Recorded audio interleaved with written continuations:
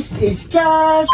Guys, alam nyo ba, nandito na ako sa loob ng kwarto, pero bakit may halaman pa rin? Ito. At alam nyo ba kung anong tawag dito? Ito lang naman yung sinasabi nilang snake plant.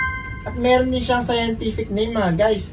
At ang scientific name nito ay Dracaena trifasciata. O di ba mga guys, nakakamanga? Pero bakit nga ba snake plant?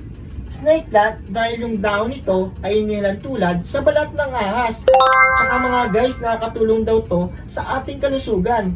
Una, pinifilter niya yung maduming hangin para gawing oxygen. Pangalawa naman, inaalis niya yung mga toxic pollutants sa ating paligid. At ano-ano ito mga guys?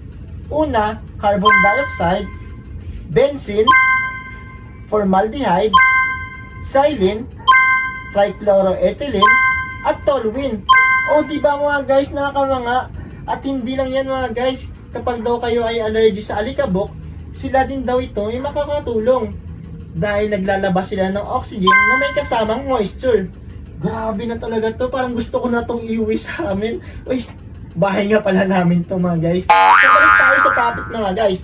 At ayon sa Feng Shui, sila din daw ay nag-a-absorb ng mga negative energy sa ano natin sa paligid, yung na-experience natin. Kaya mas maganda, kasama natin to palagi mga guys para iwas sa mga negative na tao. Perfect! Then, kung meron siyang magandang naiudulot, may masamang epekto din daw ito mga guys. Lalo na sa mga bata at sa mga alaga nating hayop.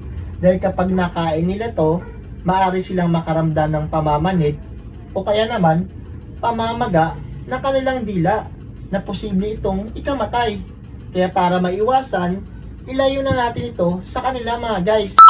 At ito si Marlon Castro nagsasabing hindi lahat ng ahas ay delikado.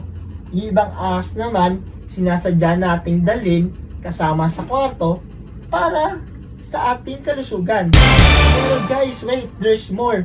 Kung gusto mo namang paramihin, gupitin mo lang ito yung dahon sa ilang parte at ibaba dito sa tubig ng 24 hours.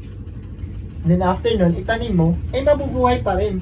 O diba mga guys, nakakamanga, yun lang, ingat!